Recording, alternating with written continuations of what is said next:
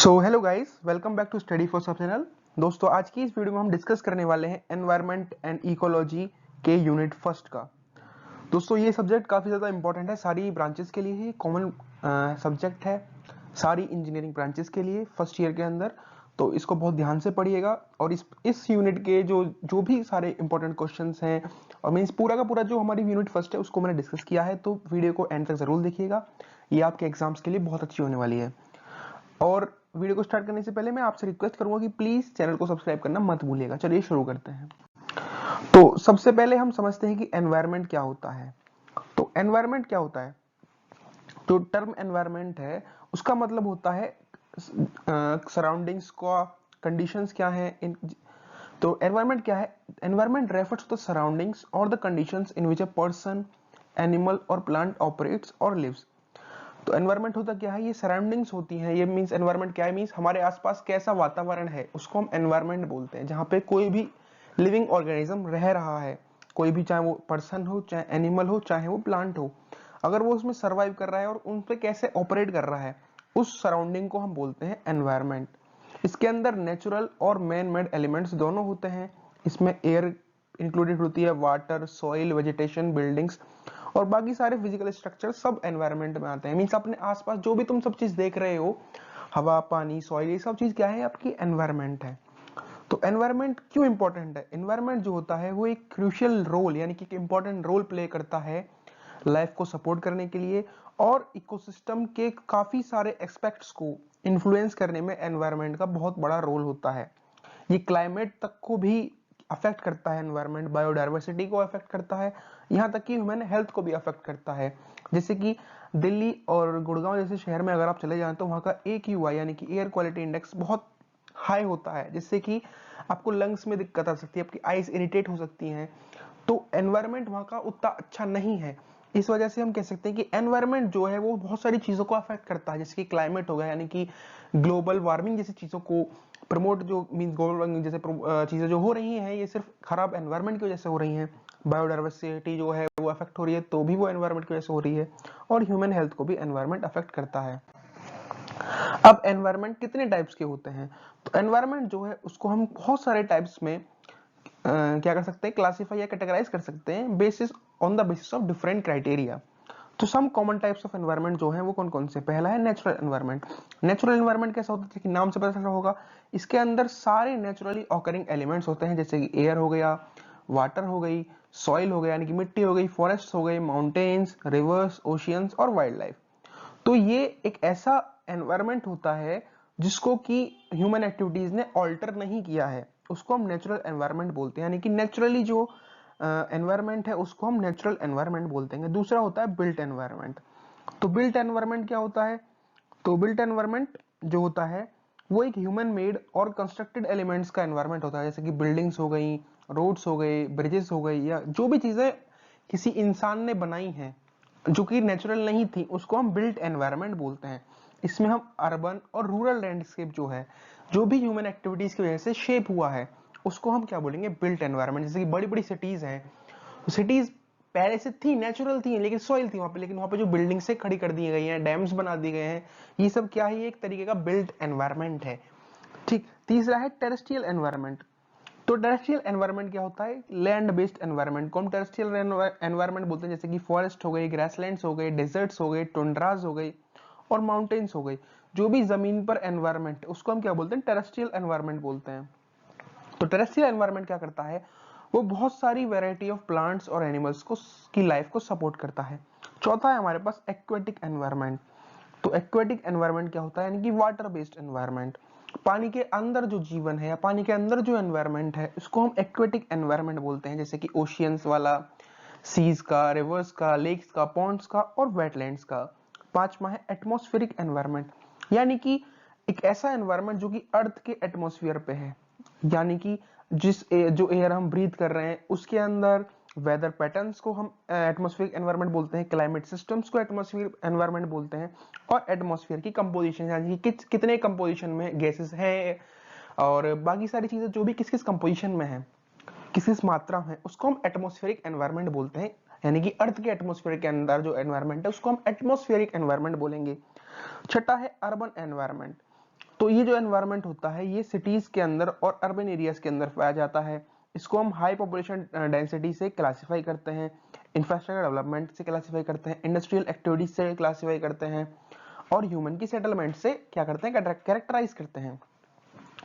तो urban environment जो है वो यूनिक चैलेंज को पोज करता है for sustainability and environment management. तो अर्बन एनवायरनमेंट क्या है, जैसे कि बड़े बड़े शहर हैं, बैंगलोर, चेन्नई वगैरह, तो यहाँ पे जो एनवायरनमेंट है उसको हम अर्बन एनवायरनमेंट बोलते हैं, जिसको हम कैरेक्टराइज करते हैं किसके बेसिस पे, वहाँ पे कितनी पॉपुलेशन डेंसिटी है, वहाँ का इंफ्रास्ट्रक्चर का जो डेवलपमेंट है वो कैसा है, इंडस्ट्रियल की एक्टिविटीज कैसी हैं, ह्यूमन का सेटलमेंट कैसा है, ये सारी चीजों को मिला के एक अर्बन एनवायरनमेंट बनता है।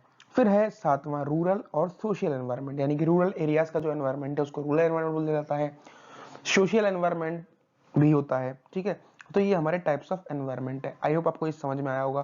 अगर समझ में आया तो प्लीज कमेंट मी डाउन। अगला है हमारे पास सेगमेंट्स क्या क्या है एनवायरनमेंट के। तो जो हमारा एनवायरनमेंट होता है उसको हम 4 सेगमेंट्स के अंदर डिवाइड करते हैं, जिसमें आता है atmosphere, hydrosphere, lithosphere and biosphere. ये आपको याद रखना है। सेगमेंट्स क्या हैं, वो टाइप्स थे जो पिछला भी स्लाइड में पढ़ा है, वो टाइप्स थे, लेकिन ये है सेगमेंट्स ऑफ एनवायरनमेंट। तो सेगमेंट्स ऑफ एनवायरनमेंट हमारे बेसिकली 4 टाइप के होते हैं। पहला है एटमॉस्फेयर। तो एटमॉस्फेयर क्या होता है, atmosphere refers to the air surrounding the earth. Atmosphere क्या होता है, इसका मतलब होता है कि अर्थ के को जो एयर सराउंड कर रही है, वो जो सेगमेंट है एनवायरनमेंट का उसको हम एटमॉस्फेयर बोलते हैं, जिसके अंदर लाइफ सस्टेनिंग गैसेज होती है, जैसे कि ऑक्सीजन हो गई और कार्बन डाइऑक्साइड हो गई, ये लाइफ सस्टेनिंग गैसेज हैं, तो ये एटमॉस्फेयर के अंदर पाई जाती है। दूसरा है हाइड्रोस्फीयर। मींस हाइड्रोस्फीयर जो होता है उसके अंदर वाटर बॉडीज जो हैं अर्थ के अंदर उनको इंक्लूड किया जाता है, जैसे कि ओशियंस हो गए, रिवर्स हो गए, लेक्स हो गए, ग्राउंड वाटर हो गया। तीसरा है लिथोस्फीयर। लिथोस्फीयर यानी कि जो सॉलिड कंपोनेंट है अर्थ का उसको हम बोलते हैं लिथोस्फीयर, यानी कि ऐसा एक सेगमेंट जिसमें कि सॉलिड कंपोनेंट्स आते हैं अर्थ के, जैसे कि हो गया सॉइल, रॉक्स और मिनरल्स, इसको हम लिथोस्फीयर बोलते हैं। क्या बोलते हैं, लिथोस्फीयर। चौथा है बायोस्फीयर। माने कि बायोस्फीयर क्या होता है, इसके अंदर सारे लिविंग ऑर्गेनिज्म जो भी अर्थ के अंदर हैं, जो भी बायोलॉजिकल लिविंग ऑर्गेनिजम्स अर्थ के अंदर हैं, उनको हम बोलते हैं बायोस्फीयर, उस स्फीयर को बोलते हैं बायोस्फीयर, और उनके इंटरेक्शन जो होते हैं वो इस एनवायरनमेंट का सेगमेंट बना जाता है। तो सेगमेंट क्या क्या है एनवायरनमेंट के, एटमॉस्फेयर यानी कि हवा से रिलेटेड, हाइड्रोस्फीयर यानी कि पानी से रिलेटेड, लिथोस्फीयर यानी कि सॉइल या सॉलिड मटेरियल से रिलेटेड, चौथा है बायोस्फीयर यानी कि लिविंग ऑर्गेनिज्म से रिलेटेड जो हमारा एनवायरनमेंट का सेगमेंट है उसको हम बायोस्फीयर बोलते हैं। आई होप आपको ये भी समझ में आ गया होगा। अगर समझ आया तो वीडियो को लाइक करें, चैनल को सब्सक्राइब करें और बेल आइकन दबाना ना भूलें। चलिए बढ़ते हैं अगली स्लाइड की ओर। तो एटमॉस्फेयर को हम कैसे डिवाइड कर सकते हैं, on the basis of temperature. तो टेम्परेचर के बेसिस पे जो हमारा एटमॉस्फेयर होता है इसको हम बेसिकली 5 लेयर्स में डिवाइड करते हैं। पहला है ट्रोपोस्फियर, ये टेम्परेचर के हिसाब से है। तो ये जो ट्रोपोस्फियर की जो लेयर है ये अर्थ के सरफेस के क्लोजेस्ट होती है, यानी कि ये 12 किलोमीटर तक फैली हुई है, मतलब हाइट में, और इसकी वजह से ही मींस इसी के अंदर वेदर प्रोसेस ओकर होते हैं। टेम्परेचर टिपिकली जो होता है वो डिक्रीज करता है जैसे जैसे हम एल्टीट्यूड की तरफ बढ़ते हैं, यानी कि ऊंचाई की तरफ जाते हैं, तो क्या होता है कि इसके अंदर जो टेम्परेचर है वो डिक्रीज होने लगता है। ट्रोपोस्फियर क्या है, ये वो लेयर है अर्थ सरफेस की, सॉरी ये वो लेयर है एटमॉस्फेयर की जो कि अर्थ सरफेस की क्या है, बिल्कुल नियर बाई है, सबसे नियर, जो सबसे क्लोजेस्ट जो लेयर है वो ट्रोपोस्फियर है। ठीक है, इस लेयर के अंदर वेदर प्रोसेसेस जो हैं वो अकर होते हैं। टेम्परेचर यहाँ पे क्या होता है, वो डिक्रीज होता है with altitude due to the energy transfer from the earth surface. Temperature range जो होती है इस ट्रोपोस्फियर के अंदर वो होती है कितनी, -184 डिग्री फ़ारेनहाइट, यानी कि -120 डिग्री सेल्सियस तक से लेकर के 36,000 डिग्री फ़ारेनहाइट तक भी टॉप तक जाने पे इसकी जो टेम्परेचर की जो रेंज है वो इतनी होती है, यानी कि -184 degree Fahrenheit to 3600 degree Fahrenheit. ठीक है, दूसरा है हमारे पास स्ट्रेटोस्फीयर। तो ये बेसिकली 12 से लेके 50 kilometre above the earth surface होता है स्ट्रेटोस्फीयर, यानी कि ट्रोपोस्फियर के बाद जो दूसरा लेयर आती है उसको स्ट्रेटोस्फीयर बोलते हैं, और ये फैली हुई है 12 से लेके 50 किलोमीटर की रेंज में। ठीक है, तो स्ट्रेटोस्फीयर जो है वो ओजोन लेयर इसके अंदर ही पाई जाती है, और ये जो ओजोन लेयर है वो प्रोटेक्ट करती है ह्यूमंस को फ्रॉम हार्मफुल यूवी रेडिएशन, यानी कि अल्ट्रावायलेट रेडिएशन से जो हमको बचाती है लेयर, उसको हम ओजोन लेयर बोलते हैं, और ये स्ट्रेटोस्फीयर के अंदर ही आती है। तो टेम्परेचर जो है इस लेयर के अंदर वो एल्टीट्यूड जैसे जैसे हम ऊपर की तरफ बढ़ते जाते हैं ये इंक्रीज हो चला जाता है स्ट्रेटोस्फीयर के अंदर। तीसरा हमारे पास मेसोस्फीयर, तो मेसोस्फीयर पाई जाती है 50 से लेकर 80 kilometre above the earth surface, ठीक है। तो मेसोस्फीयर जो होती है वो कोल्डर होती है, ये जैसे जैसे हम ऊंचाई पर जाएंगे तो ये कोल्डर हो चली जाती है, और इसको हम coldest part of the earth system भी मानते हैं। नॉक्टिल्यूकेंट क्लाउड्स हो गए या हाईएस्ट क्लाउड जो होते हैं अर्थ एटमॉस्फेयर के अंदर, वो इस लेयर के अंदर फॉर्म होते हैं, यानी कि मेसोस्फीयर के अंदर। तो मेसोस्फीयर जो होती है ये कोल्डर होती चली जाती है एल्टीट्यूड के साथ साथ, और इसके टॉप पे जो लेयर है उसको हम, इसके टॉप का जो पार्ट है इस लेयर का, उसको हम कोल्डेस्ट प्लेस मारते हैं अर्थ सिस्टम के अंदर, और इसमें जो टेम्परेचर होता है वो -85 डिग्री सेल्सियस तक होता है। फोर्थ है हमारे पास थर्मोस्फियर। तो थर्मोस्फियर क्या होती है, वो 80 से लेके 700 kilometre above the earth surface होता है। टेम्परेचर जो होता है इस थर्मोस्फियर के अंदर, यानी कि थर्मो यानी कि हीट, वो इंक्रीज करता है विद एल्टीट्यूड, क्योंकि मॉलिक्यूलर डेंसिटी लो होती है वहां पे। तो इस लेयर के अंदर क्या होता है, आयोनोस्फीयर भी होता है। इसी लेयर के अंदर, थर्मोस्फियर के अंदर एक दूसरी लेयर होती है जिसको हम आयोनोस्फीयर बोलते हैं, जहां पे ऑरोराज, यानी कि जो अपने स्पेस से रिलेटेड जो लोग हैं वो जानते होंगे, ऑरोराज के क्लाउड्स वगैरह होते हैं बहुत चमकीले टाइप के, वो इसी जो लेयर है थर्मोस्फियर के अंदर उसी के अंदर बनते हैं। और जो टेम्परेचर की रेंज होती है थर्मोस्फियर के अंदर वो होती है 500 डिग्री सेल्सियस से लेकर 2000 डिग्री सेल्सियस तक। अगर आपको इसकी नोट्स चाहिए तो प्लीज कमेंट में डाउन। ऑल्सो आप एक और काम कर सकते हैं कि आप स्क्रीनशॉट्स भी ले सकते हैं स्लाइड्स का और आसानी से पढ़ सकते हैं। अब अगला है हमारे पास एक्सोस्फियर।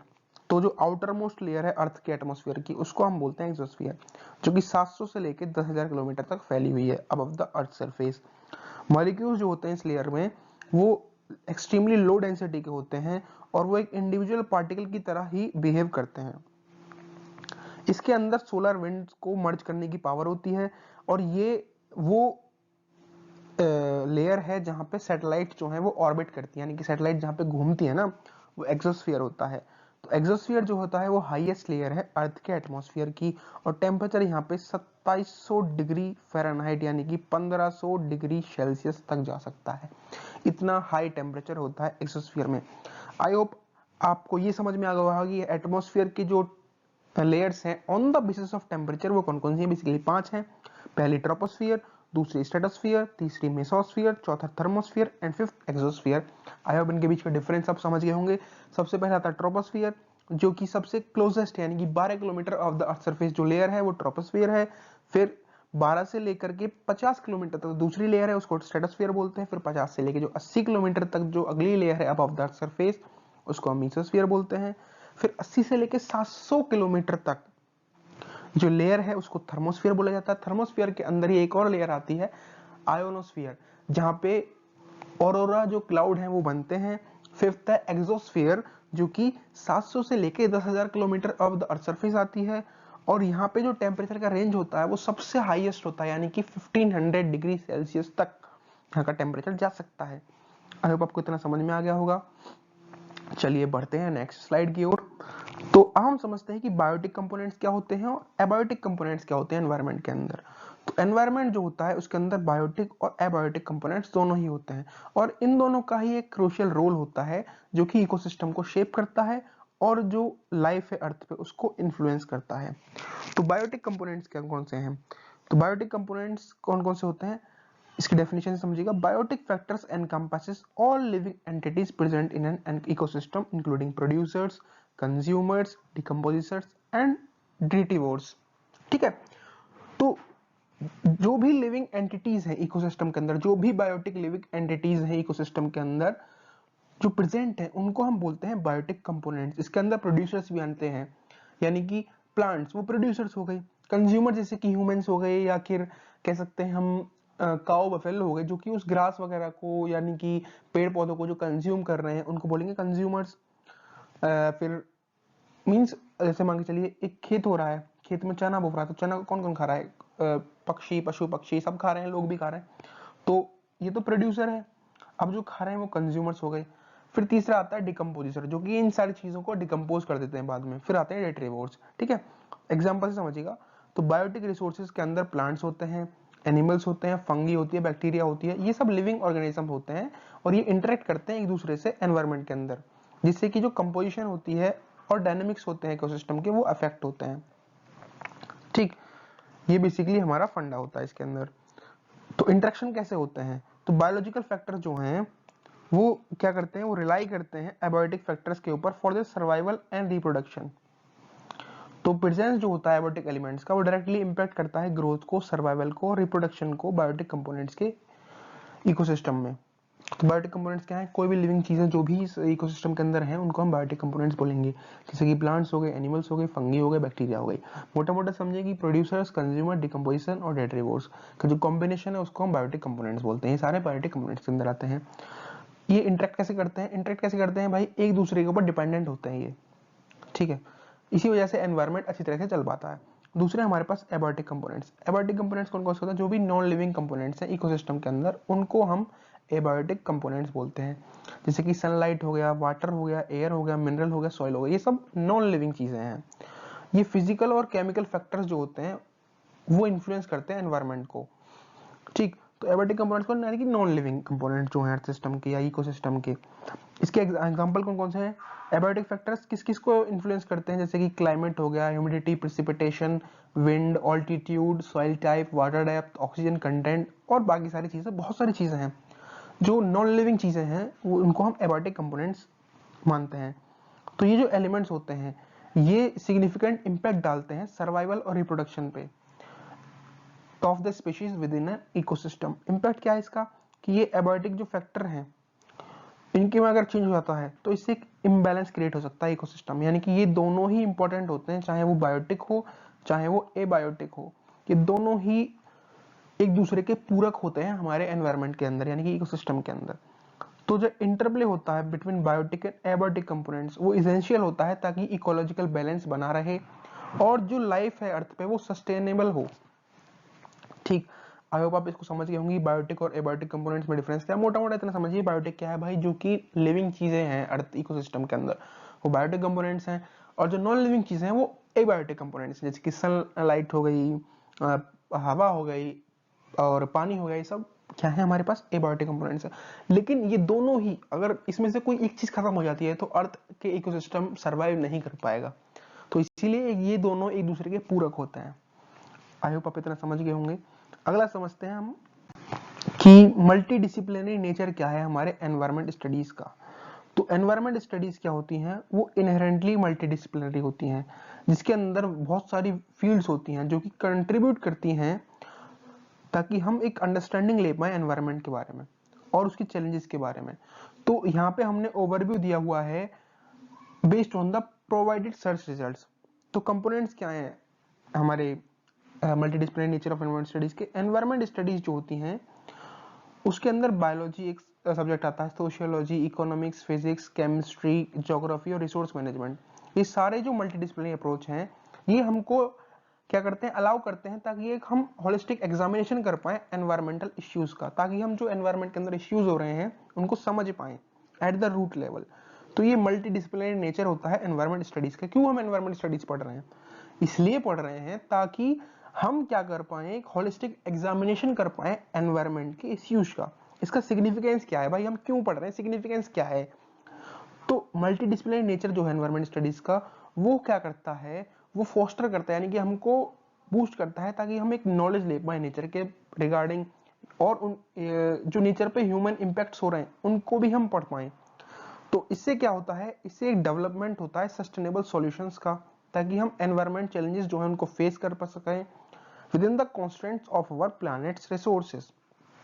तो क्यों पढ़ रहे हैं भाई, कोई भी चीज हम क्यों पढ़ रहे हैं, ताकि हम कुछ सीखें और उसमें जो चैलेंजेस आ रहे हैं उनको ओवरकम करने के लिए हम कुछ नए आइडियाज का इजाद करें, नई टेक्नोलॉजीज का इजाद करें, ताकि हम ये सारी चीजों को अच्छी तरीके से एक इकोसिस्टम के अंदर क्या कर पाए, बैलेंस कर पाए, सस्टेनेबिलिटी ला पाए, ठीक है। तो मल्टीडिसिप्लिनरी नेचर जो है एनवायरमेंट स्टडीज का वो क्या है कि हम इनको इसलिए पढ़ रहे हैं ताकि एक होलिस्टिक जो एग्जामिनेशन है वो एनवायरमेंट के इश्यूज का, जो भी एनवायरमेंट में इश्यूज हो रहे हैं उनके एक होलिस्टिक अप्रोच जो है उसको हम देख सकें। दूसरा, एक सस्टेनेबल सॉल्यूशंस का डेवलपमेंट कर सकें ताकि जो एनवायरमेंट के चैलेंजेस हैं उनको हम क्या कर पाएं, टैकल कर पाएं। तो एनवायरमेंट स्टडीज में कैरियर अपॉर्चुनिटीज क्या क्या हैं, तो ग्रेजुएट जो होते हैं एनवायरमेंट स्टडीज के अंदर उनके पास बहुत सारे रेंज ऑफ कैरियर ऑप्शंस होते हैं, क्योंकि ये जो फील्ड है वो इंटरडिसिप्लिनरी है। तो जॉब रोल्स जो होते हैं वो एनवायरमेंट जर्नलिज्म से लेकर के teaching, research in various sectors तक जा सकते हैं। आप टीचिंग भी कर सकते हैं, एनवायरमेंट के जर्नलिस्ट भी बन सकते हैं, आप रिसर्च भी कर सकते हैं, नई नई टेक्नोलॉजीज का इजाद भी कर सकते हैं। इसका स्कोप क्या है?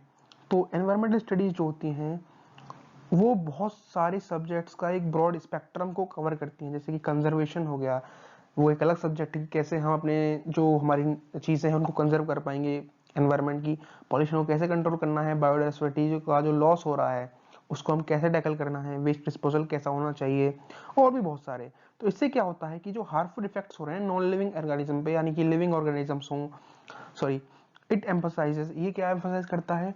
ये एम्फसाइज करता है कि जो हार्मफुल इफेक्ट्स हो रहे हैं लिविंग ऑर्गेनिजम्स के अंदर इकोसिस्टम में, उनको हम क्या कर पाए, उनको एक्सप्लोर करें, उनको सॉल्यूशंस को हम दोबारा से दे पाएं और एनवायरमेंट कंसर्न जो भी आ रहे हैं उनको टैकल कर पाएं। रिसोर्स मैनेजमेंट क्या होता है?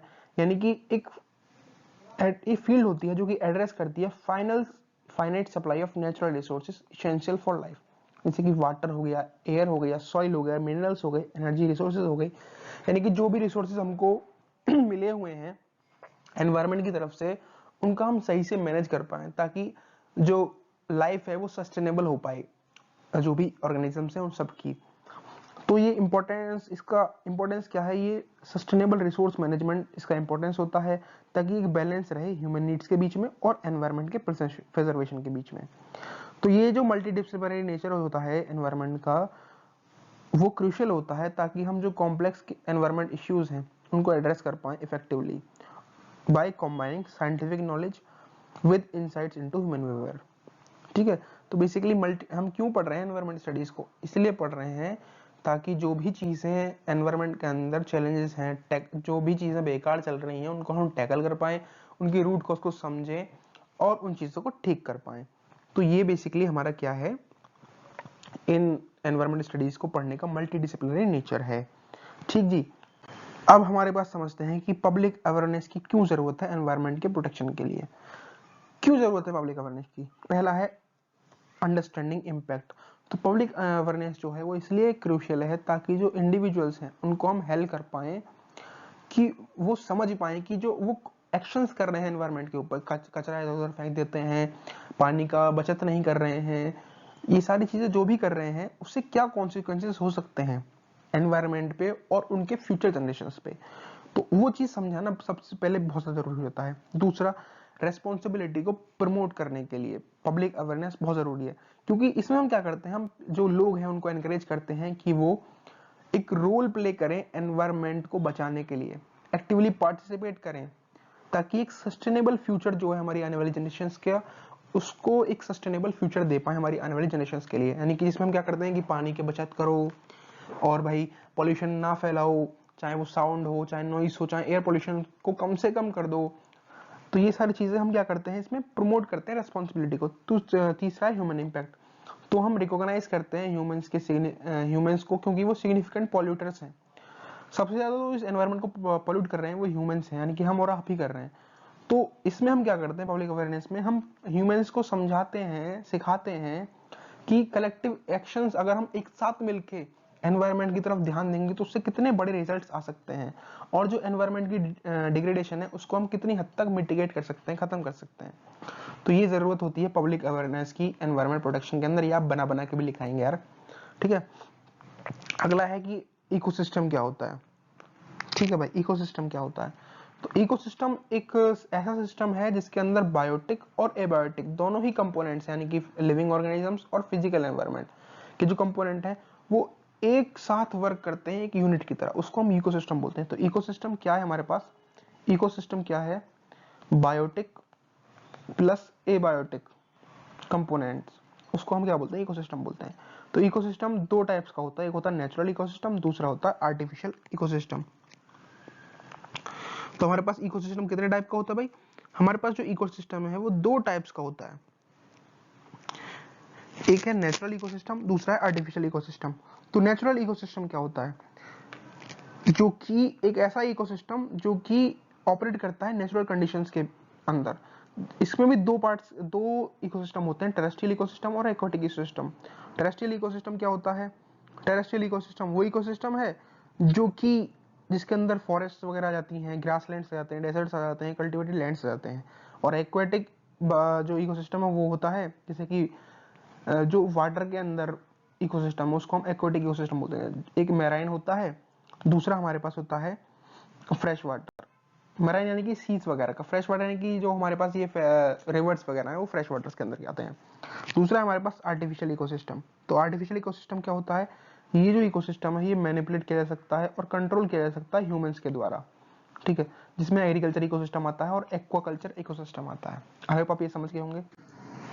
अगला है हमारे पास स्ट्रक्चर क्या है इकोसिस्टम का। तो इकोसिस्टम एक कॉम्प्लेक्स सिस्टम होता है जिसमें कि बायोटिक और एबायोटिक कंपोनेंट्स दोनों ही होते हैं और वो एक दूसरे से इंटरेक्ट करते हैं एक स्पेसिफिक एनवायरनमेंट के अंदर। तो स्ट्रक्चर जो इकोसिस्टम होता है, स्ट्रक्चर जो है इकोसिस्टम का, वो कैरेक्टराइज किया जाता है by the organization of these components, जो कि प्ले करते हैं, यानी कि कौन कौन से कंपोनेंट, बायोटिक कंपोनेंट्स और एबायोटिक कंपोनेंट्स के ही जो ऑर्गेनाइजेशन है उसको ध्यान में रखते हुए इकोसिस्टम का जो स्ट्रक्चर है वो कैरेक्टराइज किया जाता है। तो कंपोनेंट्स कौन कौन से इकोसिस्टम के अंदर, पहला बायोटिक कंपोनेंट्स, दूसरा है एबायोटिक कंपोनेंट्स। बायोटिक कंपोनेंट्स के अंदर आते हैं प्रोड्यूसर्स, यानी कि ऑटोट्रॉफ्स जैसे कि प्लांट्स हो गए जो कि प्रोड्यूस करते हैं फूड थ्रू फोटोसिंथेसिस। दूसरे कंज्यूमर जिनको हम हेटेरोट्रॉफ्स बोलते हैं, यानी कि हर्बीवोर्स हो गए, कार्निवोर्स हो गए या ओमनिवोर्स हो गए, यानी कि जो हर्ब्स को खाते हैं, मीट को खाते हैं, वो कार्निवोर्स हो गए। ये सारे जो इनको हम कंज्यूमर बोलते हैं। प्राइमरी कंज्यूमर्स में भी हम दो कैटेगरी होती है हमारे पास, एक होती है प्राइमरी कंज्यूमर्स की कैटेगरी, दूसरी होती है सेकेंडरी कंज्यूमर्स की कैटेगरी। तो प्राइमरी कंज्यूमर जो होते हैं वो हर्बीवोर्स होते हैं जो कि डायरेक्टली प्लांट्स को खाते हैं। सेकेंडरी कंज्यूमर्स होते हैं जो कि प्रेडेट करते हैं प्राइमरी कंज्यूमर्स पे। जैसे कि गाय ने क्या किया, हम कह सकते हैं कि भाई हैन हो गया, कोई मतलब कोई भी जानवर है, उसने क्या करा, उसने घास खा ली, बकरी ने घास खा ली, मांगे चलो, तो बकरी ने घास खाई है तो बकरी को शेर ने खा लिया, तो बकरी क्या हो गई, बकरी तो होगी प्राइमरी कंज्यूमर जिसने कि हर्ब्स का यानी कि ग्रास को खाया है, और जो इसने बकरी को खाया वो हो गया प्रेडेटर यानी कि सेकेंडरी कंज्यूमर। और डिकम्पोजर कौन से होते हैं, डिकम्पोजर वो होते हैं जो कि ऑर्गेनिक मैटर को सिंपलर सब्सटेंस के अंदर डिकम्पोज कर देते हैं।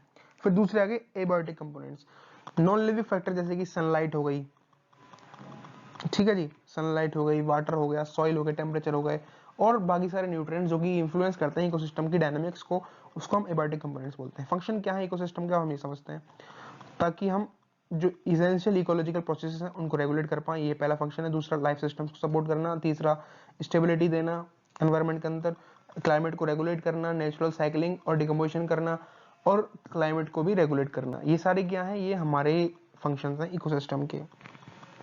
आई होप आप इतना आप समझ गए होगे भाई, ठीक है। अब हम दूसरी स्लाइड को पढ़ते हैं। तो दूसरी स्लाइड में सबसे पहला क्वेश्चन है कि फूड चेन क्या होती है। फूड चेन क्या है, ये एक लीनियर सीक्वेंस होता है of organisms in an ecosystem. एक इकोसिस्टम के अंदर जो ऑर्गेनिजम्स हैं उनका जो लीनियर सीक्वेंस है उसको हम फूड चेन बोलते हैं, जिसमें कि एक ऑर्गेनिज्म जो होता है वो दूसरे ऑर्गेनिज्म को कंज्यूम करता है, अपने न्यूट्रिएंट्स को ट्रांसफर करता है, एनर्जी को ट्रांसफर करता है दूसरे किसको, कंज्यूमर को। तो ये टिपिकली स्टार्ट करता है प्रोड्यूसर से फिर प्राइमरी कंज्यूमर आता है, प्राइमरी से सेकेंडरी कंज्यूमर आता है, सेकेंडरी से टर्शरी कंज्यूमर आता है, और एंड करता है डिकम्पोजर्स पे, ठीक है। तो फूड चेन क्या है भाई, फूड चेन बेसिकली क्या होती है, एक चेन है जिसमें कि कौन कौन आता है, एक लीनियर सीक्वेंस होता है ऑर्गेनिजम्स में, जहां पे कि ऑर्गेनिज्म जो होते हैं वो एक दूसरे के ऊपर डिपेंडेंट है। सबसे पहले मान के चलिए ग्रास है हमारे पास, तो ग्रास में ये प्रोड्यूसर है जो कि प्रोड्यूस कर रही है एनर्जी को with the help of photosynthesis. तो ग्रास को ग्रास ऑफर ने खा लिया, ग्रास ऑफर कौन हो गया, प्राइमरी कंज्यूमर। ग्रास ऑफर को फ्रॉग ने खा लिया, फ्रॉग हो गया सेकेंडरी कंज्यूमर।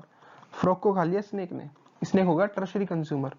और स्नेक को खा लिया हमारे हॉक ने, तो हॉक क्या हो गया, टॉप लेवल कंज्यूमर। अब हॉक मर गया, जमीन पे गिर गया, तो वहां पे जो डिकम्पोजर्स यानी कि जो बाकी सारे ऑर्गेनिजम्स हैं वो डिकम्पोज करेंगे इसको, तो वो हो गए डिकम्पोजर्स। तो ये एक फूड चेन होती है, ये जो चेन है, ये पूरी जो चेन चल रही है इसको हम बोलते हैं फूड चेन।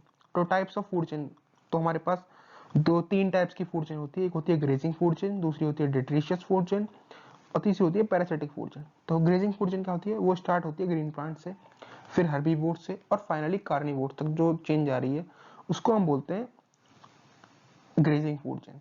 एनर्जी जो होती है इसमें लोएस्ट ट्रॉपिकल लेवल पे जो एनर्जी आती है वो आती है फोटोसिंथेसिस से। फिर होते हैं डेट्रिटस फूड चेन। तो ये डेड ऑर्गेनिक मटेरियल जो होते हैं जैसे कि algae, bacteria, fungi, mile, insects, worms etcetera जो होते हैं वो इनके ऊपर फीड करते हैं डेड ऑर्गेनिक मटेरियल के ऊपर, उसको हम डेट्रिटस फूड चेन बोलते हैं। तो एनर्जी जो पास होती है इसमें डिकम्पोजिशर्स और डेट्रीवोर्स के बीच में पास होती है, ठीक है। स्मॉल ऑर्गेनिज्म लाइक कार्निवोर्स वगैरह जो होते हैं वो डेट्रिटस फूड चेन के अंदर आते हैं। प्राइमरी कंज्यूमर्स कौन कौन होता है इसके अंदर? फंगी, बैक्टीरिया, प्रोटोजोआन्स जो होते हैं वो पार्ट होते हैं इस चेन के। तीसरे होते हैं parasitic food chain. Parasitic food chain के अंदर वो ऑर्गेनिजम्स आते हैं जो कि किसी और की बॉडी पर रहते हैं और उसके जो बॉडी है उसके जो न्यूट्रिएंट्स हैं उनको खाते हैं, ठीक है। ताकि क्या हो, जैसे मान के चलिए ये पेड़ है, उस पर एक पैरासिटिक बेल चढ़ गई, तो बेल क्या करेगी, इस पेड़ की जो भी एनर्जी है उसको ही एक्सट्रैक्ट करती रहेगी और फैलती रहेगी और इस पूरे पेड़ को घेर लेगी और ये पेड़ कमजोर चला जाएगा। तो ये क्या बोल रहे हैं, ये पैरासाइट होते हैं। पैरासाइट यानी कि जो दूसरे के जो हक का सामान है उसको खा जाते हैं, उसको पैरासाइट बोलते हैं, ठीक है। जैसे कि पैरासाइट जो होते हैं वो बहुत सारे होस्ट को इन्फेक्ट करते हैं। होस्ट यानी कि जिनके ऊपर वो रह रहे हैं, जैसे कि ह्यूमंस हो गए, कभी कभी ह्यूमंस के पेट में कीड़े हो जाते हैं वो पैरासाइट्स बोले जाते हैं। एनिमल्स हो गए, प्लांट्स हो गए, जिससे कि डिसीज और हेल्थ इश्यूज आ जाते हैं। तो ये टाइप ऑफ फूड चेन है, एक होता है ग्रेजिंग फूड चेन, दूसरी है डेट्रिटस फूड चेन, तीसरी है पैरासिटिक फूड चेन। आपको नोट चाहिए तो आप स्क्रीनशॉट भी ले सकते हैं, वरना आपको मैं प्रोवाइड कर ही दूंगा। अगला है फूड वेब। क्या होता है? तो फूड वेब एक नेटवर्क है फूड चेन्स का ही, जिसमें कि डिफरेंट काइंड ऑफ ऑर्गेनिज्म जो है वो कनेक्ट हो रहे होते हैं डिफरेंट ट्रॉपिकल लेवल्स पे। तो फूड वेब बेसिकली है क्या? फूड वेब एक नेटवर्क है फूड चेन का, जिसके अंदर डिफरेंट काइंड ऑफ ऑर्गेनिजम्स जो हैं वो कनेक्टेड हो रहे हैं डिफरेंट ट्रॉपिकल लेवल्स पे। तो इकोलॉजिकल पिरामिड क्या होता है हम समझेंगे। तो इकोलॉजिकल पिरामिड क्या है? ये एक ग्राफिकल रिप्रेजेंटेशन होता है of the relationship between different organisms in an ecosystem. बहुत सारे जो ऑर्गेनिजम्स हैं एक इकोसिस्टम के अंदर, उनके बीच में जो रिलेशनशिप है उसको अगर हम एक ग्राफिकल फॉर्म में रिप्रेजेंट कर दें उसको हम इकोलॉजिकल पिरामिड बोलते हैं। जिससे हम ये दिखा रहे होते हैं कि जो फ्लो ऑफ एनर्जी है डिफरेंट ट्रॉपिक लेवल्स पे वो कैसे कैसे हो रही है। तो कितने टाइप्स के इकोलॉजिकल पिरामिड्स होते हैं? तो हमारे पास बेसिकली 3 टाइप के इकोलॉजिकल पिरामिड हैं, जिसमें कि हम एक पिरामिड होता है नंबर्स वाला, जिसमें कि हम नंबर ऑफ ऑर्गेनिजम्स जो हैं उसको शो करते हैं एच ट्रॉपिकल लेवल पे। दूसरे होते हैं पिरामिड ऑफ बायोमास, यहाँ पे कि हम टोटल मास जो है ऑर्गेनिजम्स का उसके बेसिस पे हम हर ट्रॉपिकल लेवल को ग्राफिकल लेवल पर रिप्रेजेंट कर रहे होते हैं। तीसरा होता है पिरामिड ऑफ एनर्जी, जहाँ पे हम फ्लो ऑफ एनर्जी जो है उसको ग्राफिकल रिप्रेजेंटेशन कर रहे होते हैं from one trophic level to another, जहाँ पे की जो एनर्जी रिटेन हो रही है न्यू बायोमास पे उसको भी हम दिखाते हैं हर लेवल के अंदर। तो ये पिरामिड्स हैं, ये क्रूशियल रोल प्ले करते हैं ताकि हम अंडरस्टैंड कर सकें एनर्जी फ्लो को, एफिशिएंसी जो है एनर्जी ट्रांसफर को उसको समझ पाएं, इकोसिस्टम को मॉनिटर कर पाएं उनकी कंडीशंस के बेसिस पे।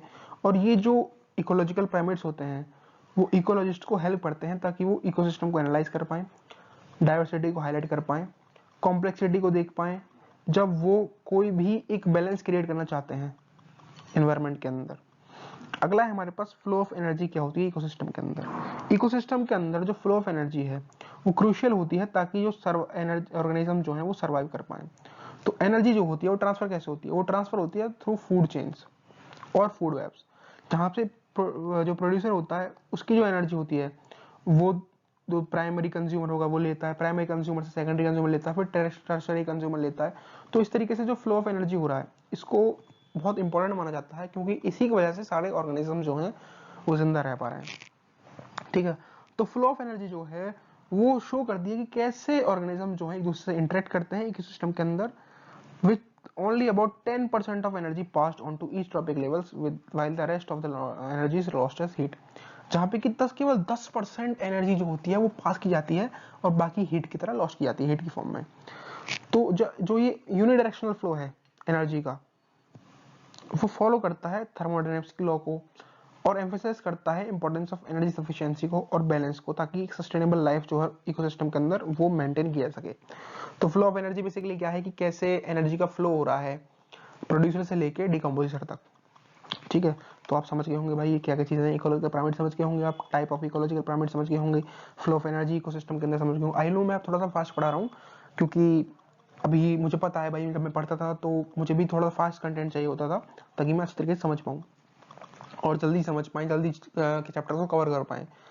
तो इसमें बहुत सारे टॉपिक्स हैं और अगर फास्ट नहीं पढ़ा तो वीडियो बहुत लंबी चली जाएगी, ठीक है। तो आप इसके नोट्स का स्क्रीनशॉट ले लेंगे, आप मुझे पता है। अब हम बढ़ते हैं अगली स्लाइड की तरफ। उससे पहले प्लीज आप सब्सक्राइब कर दो, प्लीज सब्सक्राइब कर दो। अगला है हमारे पास कि वाई शेप मॉडल जो होता है एनर्जी फ्लो का, वो क्या है।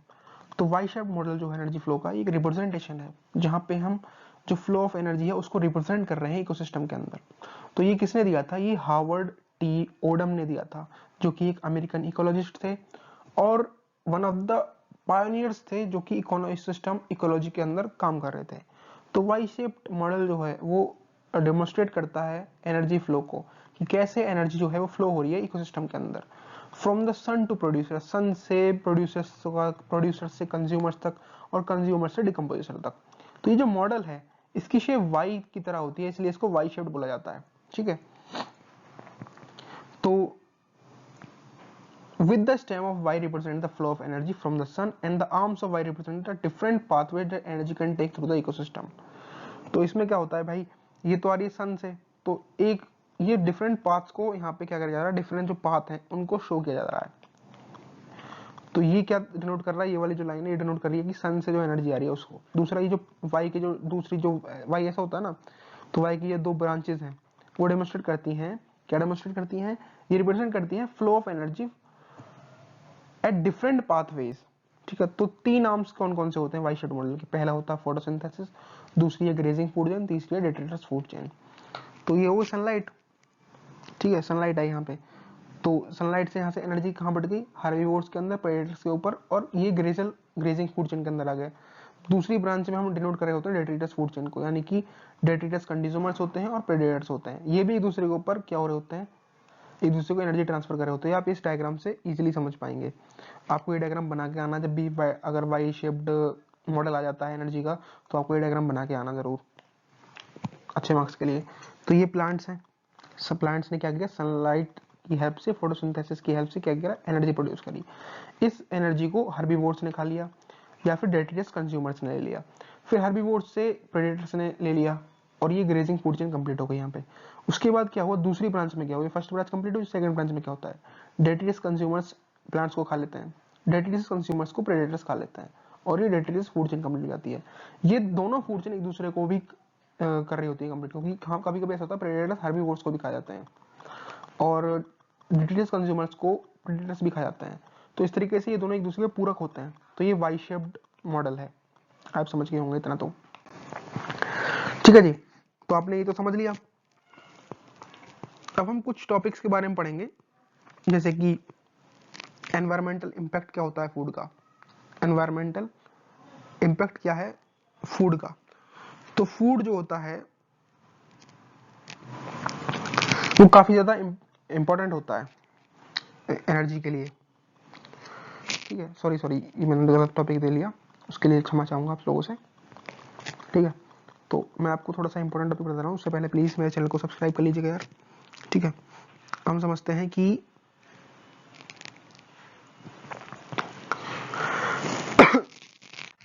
चलिए हम, सॉरी वो गलत स्लाइड आ गई थी। हम समझते हैं कि एनवायरनमेंट का जो इम्पैक्ट होता है उसका हम असेसमेंट कैसे करते हैं, एनवायरनमेंट के इम्पैक्ट का असेसमेंट कैसे करते हैं हम, ठीक है।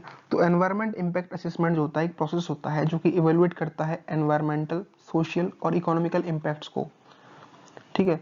इसमें क्या करते हैं, हम कोई भी अगर प्रोजेक्ट स्टार्ट करना चाह रहे हैं, अगर उसका डिसीजन बनाना है हमको, ठीक है, तो उससे पहले हम उसका एनवायरमेंटल इम्पैक्ट असेसमेंट करते हैं, जिससे कि हम उसका जो इम्पैक्ट होने वाला है एनवायरमेंट पे या सोशल स्ट्रक्चर पे या इकोनॉमिकल स्ट्रक्चर पे, उसको हम देखते हैं, उसको हम एनालाइज करते हैं बिफोर मेकिंग अ डिसीजन। इस प्रोसेस को बोलते हैं हम एनवायरमेंट इम्पैक्ट असेसमेंट। तो इसका एम क्या होता है कि हम प्रेडिक्ट कर लें और आइडेंटिफाई कर लें पोटेंशियल एनवायरमेंट इम्पैक्ट्स को जितना जल्दी हो सके उतना, ताकि इन फ्यूचर जो इसके एडवर्स इफेक्ट होने वाले हैं उनको हम रिड्यूस कर पाएं और एक एनवायरमेंटल मैनेजमेंट प्लान बना पाएं। तो एनवायरमेंटल इम्पैक्ट मैनेजमेंट के असेसमेंट क्या है, एक ऐसा प्रोसेस होता है जिसमें कि हम अगर कोई भी नया प्रोजेक्ट स्टार्ट करने वाले हैं तो उस प्रोजेक्ट से क्या क्या एनवायरमेंट पर डिफेक्ट्स या इम्पैक्ट पड़ सकते हैं, उनको हम ध्यान में रखते हुए प्लानिंग के अंदर ही उनको रिमूव करने का फ्यूचर में एक अच्छा तरीका ढूंढ लेते हैं। तो इसमें सबसे पहले क्या होता है भाई, सबसे पहले हो जाता है प्रोजेक्ट स्क्रीनिंग, ठीक है जी। सबसे पहले हम करते हैं प्रोजेक्ट की स्क्रीनिंग।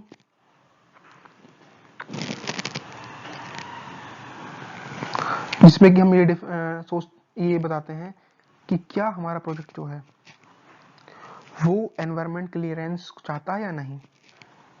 दूसरा है हमारे पास स्कोपिंग। स्कोपिंग में क्या होता है, स्कोपिंग में हम प्रोसेस जो है इसमें क्या करते हैं, एक कंसल्टेंट के द्वारा किया जाता है जहाँ पे कि कंसल्टेशन दिया जाता है प्रोजेक्ट प्रोपोनेंट का। फिर दूसरा होता है हमारे पास डेवलपमेंट। प्रोजेक्ट स्क्रीनिंग हो गई, स्कोपिंग हो गई, डेवलपमेंट आ गया। उसके बाद डेवलपमेंट के बाद आता है हमारे पास डिस्क्रिप्शन क्या क्या है एनवायरमेंट बेसलाइन के। फिर की इम्पैक्ट्स कौन कौन से हैं जो कि एनवायरमेंट बेसलाइन को क्या कर रहे हैं, इम्पैक्ट डाल रहे हैं, उनको आइडेंटिफाई करते हैं। फिर प्रेडिक्शन करते हैं उन इम्पैक्ट की, क्या क्या प्रेडिक्शन आ सकती है फ्यूचर के अंदर। फिर इवेलुएट करते हैं उन प्रेडिक्शन के बेसिस पे, और फिर आइडेंटिफिकेशन करते हैं ताकि हम उन जो हमारे पास जो इम्पैक्ट्स आए उनको मिटिगेट कर पाएं। फिर EIS प्रेजेंटेशन दी जाती है, फिर उस EIS प्रेजेंटेशन को हम रिव्यू करते हैं। फिर डिसीजन मेकिंग होती है, फिर पोस्ट डिसीजन मॉनिटरिंग होती है, फिर ऑडिटिंग होती है, और उसके बाद फाइनली हम इस पूरे जो प्रोजेक्ट है उसको डिप्लॉय कर पाते हैं। तो सबसे पहले क्या कर रहे हैं भाई, इसको हम कैसे समझते हैं, एक एक करके समझते हैं। मान के चलिए हमें कोई कंपनी खड़ी करनी है, ठीक है। तो कंपनी खड़ी करनी है हमको, और बिल्डिंग बनानी है हमको, बहुत बड़ी बिल्डिंग खड़ी करनी है मीन से। तो सबसे पहले हम उस प्रोजेक्ट की स्क्रीनिंग करेंगे, जहाँ पे हम ये देखेंगे कि इसके एनवायरमेंटल इम्पैक्ट्स क्या क्या हो सकते हैं। उसके बाद हम कंसल्टेंट को हायर करेंगे जो कि इस फील्ड के अंदर क्या होगा, पारंगत होगा या बहुत अच्छा टैलेंटेड बंदा होगा। वो क्या करेगा, जो ये दिक्कत आ रही है, यानी कि जो एनवायरमेंट के रिगार्डिंग जो इम्पैक्ट हो सकते हैं उनको एनालाइज करेगा, और वहाँ पे स्कोरिंग हो जाती है। फिर उसके बाद डेवलपमेंट होती है, डेवलपमेंट स्टार्ट हो गई। तो फिर उसके बाद क्या करेगा वो कंसल्टेंट, वो डिस्क्रिप्शन दे देता है एनवायरमेंट बेसलाइन का कि ये दिक्कत आ सकती है। फिर उसके बाद आइडेंटिफाई किया जाता है किस वजह से आएंगी, उन वजहों को देख लिया जाता है। फिर उन वजहों से क्या क्या दिक्कत आ सकती है, क्या मतलब कितना बड़ा लॉस हो सकता है, उसको प्रेडिक्ट करेंगे। फिर उसके बाद क्या करेंगे, हम इवैल्यूएशन करेंगे और असेसमेंट करते हैं उन इम्पैक्ट्स को। चलो हमने मान लिया यहाँ पे हमारे पास प्रेडिक्शन भी हो गया इम्पैक्ट्स का कि ये दिक्कत आ सकती है, इतने लेवल पे आ सकती है। फिर उसके बाद हम इवैल्यूएट करते हैं कि भाई कितना बड़ा हो सकता है और इसके इम्पैक्ट जो है कितने सिग्निफिकेंट हो सकते हैं। उसके बाद हम इन सबको ध्यान में रखें, जब हम ये सब हमारे पास दिक्कत आ गई, दिक्कत कॉज क्या है, दिक्कत कितने बड़े लेवल पे आ सकती है, दिक्कत का साइज कितना हो सकता है, उसको जब हम अच्छे तरीके से देख लेते हैं, उसके बाद हम उनको रिमूव करने का यानी कि मिटिगेशन मेजर्स को देखते हैं कि हम कैसे रिमूव कर सकते हैं। उसके लिए हम एक EIS प्रेजेंटेशन देते हैं। EIS प्रेजेंटेशन में हम बेसिकली जो भी मिटिगेशन मेजर्स हैं उनको बता रहे होते हैं। फिर उसके बाद इस EIS जो प्रेजेंटेशन तैयार हुई है इसका रिव्यू करते हैं। रिव्यू के बाद हम डिसीजन मेकिंग करते हैं। फिर पोस्ट डिसीजन मॉनिटरिंग होती है, फिर ऑडिटिंग होती है, और उसके बाद डिप्लॉय कर दिया जाता है। ये बेसिकली हमारा क्या है। सो गाइस यही टॉपिक्स थे हमारे यूनिट फर्स्ट के अंदर जो भी इंपॉर्टेंट है, ये पूरी यूनिट फर्स्ट कवर कर दी गई है। अगर आपको फिर भी थोड़ी बहुत दिक्कत है तो प्लीज एक बार आप जाकर के अपना क्वांटम्स को खोल के देख सकते हैं। कुछ टॉपिक्स ऐसे हैं जो मैंने कवर नहीं किए हैं, लेकिन उन टॉपिक्स के ऊपर अगर कुछ आ जाता है तो आप इजीली आसानी से लिख पाएंगे यार। तो उनको इस प्लेलिस्ट के अंदर डालना ज़्यादा इंपॉर्टेंट नहीं समझा था मैंने, लेकिन जो बहुत ज़्यादा इंपॉर्टेंट थे, जिनको समझाना बहुत ज़रूरी था, वो सारे जो टॉपिक्स हैं उसमें डाल दिए हैं। आई होप आपको ये वीडियो पसंद आई होगी। वीडियो पसंद आई तो वीडियो को लाइक करें, चैनल को सब्सक्राइब करें, और बेल आइकन दबाना ना भूलें। ऑल्सो कमेंट डाउन, जिससे कि मैं जो सेकंड यूनिट की वीडियो उसको जल्दी से जल्दी अपलोड कर पाऊँ। Thank you guys for watching the video. जय हिंद, जय भारत।